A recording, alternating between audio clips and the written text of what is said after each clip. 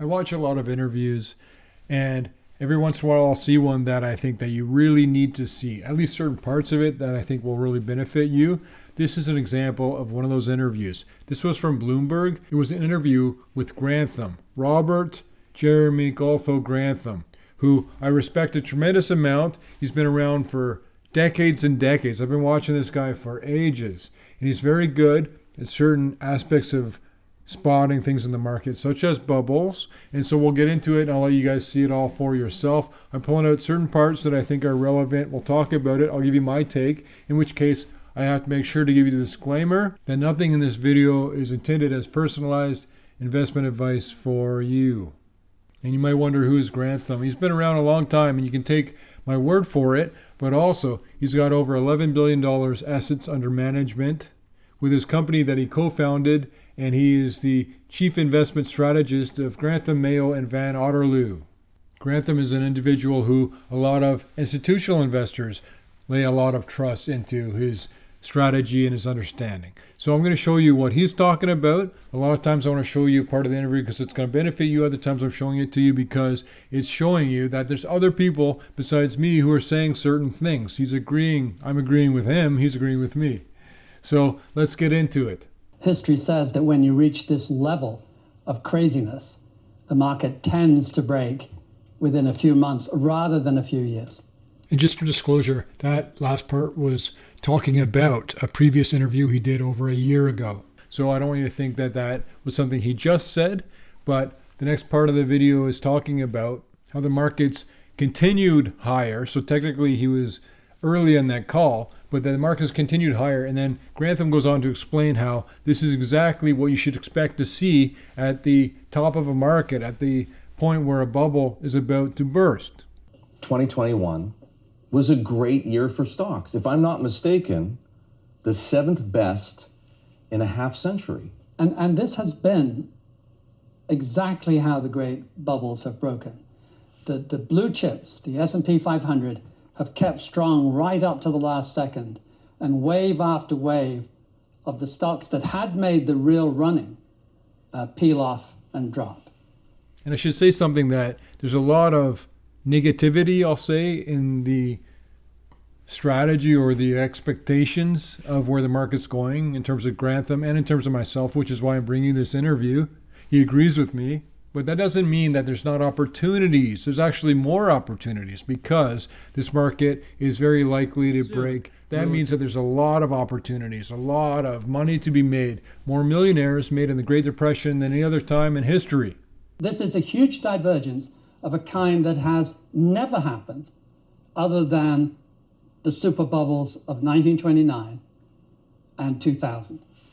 And when he talks about divergence in this next part, he's talking about the divergence between how, well, a few of the select players, such as the FANG stocks, for example, a few of the top players are getting all the gains. Meanwhile, underneath the surface, you've got the Russell 2000. A lot of those stocks are doing very poorly right now. A lot of stocks that are not the main ones you hear about on the news all the time, they're not doing so great. This is an enormous divergence, and it happens on the upside for the blue chips. So this is it's almost eerily classic. It's a pattern. It's a pattern. It's a very rare pattern. And we have been checking off this list all year. When he says eerily classic, it's kind of like eerily similar to what we saw before in 1929, which is the whole point of the video series I made for you, the 4-part video series about the 4 horsemen of the economic apocalypse, which was detachment, debt, demographics, and defaults. So go back and check out that video series if you haven't seen it yet. I'll put a link to that below in this video also. It's things that are setting up exactly like they did before the big stock market crash of 1929. And also the way it's setting up is similar to a lot of the major bubbles which burst right before they burst. And the NASDAQ has started to weaken relative to the blue chips. The Russell has started to weaken much more so even than NASDAQ. When he's talking about the NASDAQ is starting to weaken, and he's talking about the Russell is weakening even more, that's what I'm talking about. It seems like the stock market's doing so great because there's a few outlier companies that are doing really, really well. And everybody, even central banks from Sweden, are putting money into some of these stocks and driving them up even higher. But in the meantime, there's a lot of weakness underneath the surface. At the risk of putting words in your mouth, you are as certain as you were then, if not more? I would say clearly more. And if you stick with me for a little bit here, you're going to see in this video, Jeremy Grantham talks about there's not only bubbles in the stock market, but there's bond bubbles and there's also bubbles in the housing markets all over the world. Just in case I haven't given you enough warnings about the buy the dip mentality, here's one more for you. We're now in the buy the dip mode, which the super bubbles specialize in. You don't have 2 years of buying frenzy dying overnight typically. So even in 1929, you had some magnificent rallies. Keep in mind with this next part, what I always tell you about how it's like a pendulum where it overcorrects, it gets overvalued, then it gets undervalued, overvalued, undervalued. It's a pendulum swinging back and forth. He's talking about when the bubble bursts, it not only goes back to where it would realistically trade at in terms of the indexes, in terms of individual stocks. He says that it overcorrects and it goes even a bit lower and for a long, long time. There's a lot of dead money sitting around as this market comes down. It's going to be sitting there for years. If you're right, and stocks are in a multi-sigma deviation from the statistical trend, tell me what happens. The S&P 500 peaked at almost 4,800 points. Where does it bottom? The trend line, being slightly generous, is 2,500. And most of the great bubbles, the super bubbles, go below trend and stay there for quite a while. In the Greenspan era, that tendency stopped. In 2000, yes, the NASDAQ came down 82%, which was fairly brutal. Amazon came down 92%. But the Federal Reserve raced to the rescue so loudly and strongly that they stopped the decline in the S&P at trend line. It only declined 50%. Now remember what I said about the law of diminishing returns, that Federal Reserve is going to take actions. The plunge protection team will take certain actions that have a bigger result and then a lesser result and a lesser result. It gets harder and harder to keep the volleyball in the air. 50% is a hell of a big decline, but it was only enough to get it back then to trend. This time trend is at most 2,500. And I would expect, even if the Federal Reserve tries to do the same, it will be hard to prevent the market from declining to that level. And hey, make sure to subscribe to the Peter Leeds YouTube channel. This channel, we're going to keep you guys learning as much as you need to learn as we go through this economic transition that we're about to run into right now. So we're talking about a decline of, certainly from the peak, of almost 50%. Almost 50%. And of course, it declined very quickly, 50% in 1929.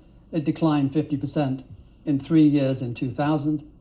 And the housing market, which was another great American super bubble, went all the way back to trend in 3 years. This next part directly addresses how there's all these punk kids out there telling me the way it is, saying that the market just goes up. It never has corrections anymore. I don't know where you guys are getting this stuff. The market doesn't just keep going straight up. And the people who know that it doesn't is everyone who lived through the last bubble burst. But what if I'm one of those people? And I look at history, and history tells me that over time, independent or including crashes, stocks deliver a handsome return. And if I just stay in the market, I'll get that return, whether it's 7% or 8% or 9% or 10% over time. You know, if you could set your dial for 50 years and throw the key away, that might make some sense. But let me remind you that in 1929, you didn't get back in real terms until about 1954. That's a long wait. In 2000, you didn't get back for 13 years. By modern standards, that's a pretty long wait. And in Japan, which is really the granddaddy of both bubbles, land, and stocks, they are not back to to their 1989 peak today. That is a very, very long wait. So if you think you can stand it for 10 or 20 or even 30 years, be my guest. But history says a lot of you will not stand it. A lot of you will become more conservative deep into this kind of correction. Now for this next part, keep my premise in mind that I've been telling you for years now. It's all going to come down together. And that includes the housing bubble. He makes a few comments about that in this next part. And also, there's other bubbles too, but when you combine them, they all magnify their power, their negative power, basically. So keep that in mind as he talks about the housing bubbles all over the world here. That's where we are now. We entered a few months ago into 3 sigma territory, super bubble territory. And the other great risk is last year we also entered bubbles in real estate. So this is a very dangerous year that we've just had. Maybe you agree that we're in super bubble territory. We are, but maybe you even agree with that. Then you have to make certain decisions to protect your assets and cover your bases and make sure you don't have your wealth get obliterated. And one of the things I've done is I sold a lot of my blue chip stocks ages ago. And in the event of a big downdraft in the markets, a lot of people will have dead money where they're just waiting for the recovery. Other ones will get spooked out and sell as the markets decline. Either way, the only move, in my opinion, is to get ahead of this and set yourself up so that as this happens, you don't get wiped out like the majority of people are going to. If the super bubble bursts, as you predict it will, what happens? What happens to the economy? What does history tell us?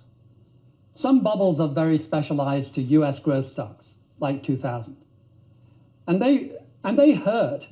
There is a wealth effect. People lose money, they pull back on their spending. But they don't hurt anywhere near as much as when you combine that with a housing bubble. So in 2008, where we had the only housing bubble in American history, that burst and the stock market came down 50% in sympathy. Then you're talking serious damage to the economy through the income effect. Because this time we have, as a multiple of family income, US housing suddenly is more overpriced than it was ever. And this might be, if you look down the road a couple of years looking back, this may be one of the worst times to buy a house. You just wait a little bit, you'll get it for a lot cheaper. In the housing bubble of 2006 to 2008. And they got there this last year since we last spoke. The biggest increase, 20%, that the US housing market index has ever had has taken it to a new high. And they are, in the US, still much cheaper than Canada, Australia, New Zealand, London, Paris, etc. So that is a global event that could cause enormous pain. So we have a housing problem, we have a stock market bubble like 2000, we have overpriced commodities, oil is 88, and we have, of course, the lowest real rates in the history of man. If bonds are overpriced and stocks are overpriced, does that make the traditional 60-40 balanced portfolio useless? Absolutely useless. And he talks here about some of the ways in which things are actually worse now than they have been ever. And what about now? Now you have a much higher ratio of debt to GDP. You have much more debt on the balance sheet of the Federal Reserve, and you have much lower rates. I was talking in an email I was sending to one of you the other day, one of you people, that commodities, and not just commodities, but gold specifically, may be one of the things that gets you on the other side of this economic transition that we're about to see. It may be one of the few safe harbors. It's not that inflation will go roaring back to 1972 or 1982. It's that it will always be part of the discussion from now on, in my opinion. Instead of forgetting about it, it will be spiking and irritating and falling back and then spiking again. It will be part of the scenery in the way it used to be in the second half of the 20th century. There's a lot about this economy, I think, that will be dragged back into the late 20th century. We've had a very, very abnormal honeymoon Goldilocks period for 20 years, which I think is ending. Let me put it this way. We're in the early stages of running out of raw materials. Of course, we live on a finite planet. There's only a certain amount of cheap oil, cheap nickel, cheap copper, and we're beginning to hit some of those boundaries. And we're going to have bottlenecks here, there, and everywhere. The food price index of the UN is about as high as it gets. Growing food is not getting easier. Climate change is coming with heavy floods, serious droughts, and higher temperatures. None of these make farming easier. So we're going to live in a world of bottlenecks and shortages and price spikes, and we have to get used to it and learn to manage our way around it. I like how he says here that commodities typically do well in times of inflation, and a lot of times they do. And we're not talking about just gold, we're talking about copper, everything. But this is also here one of the points where I don't agree with him. He's probably right, I'm probably wrong, but I don't think inflation is going to go dramatically higher at all. And he's not saying it's going to go dramatically higher either, but he's saying that it'll increase and fade away and increase and fade away. The forces causing it to fade away, a lot of forces pushing against inflation, is that the entire economic system, the entire economy is going to be suffering, as is every single person in the economy.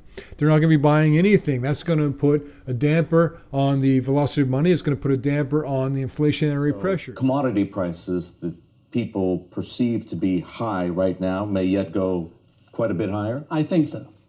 And it may well turn out that owning commodities or selected commodities will be something of an escape valve.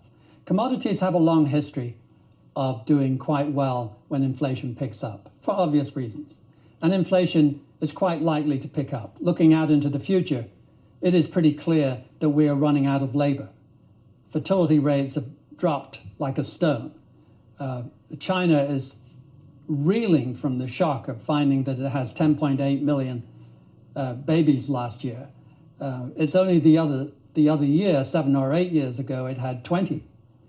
And this means absolute certainty that the cohorts of 20-year-olds coming into the workforce will be smaller going forward. Everywhere in the developed world, we're below replacement in fertility. I love this next part about the way that he sees inflation.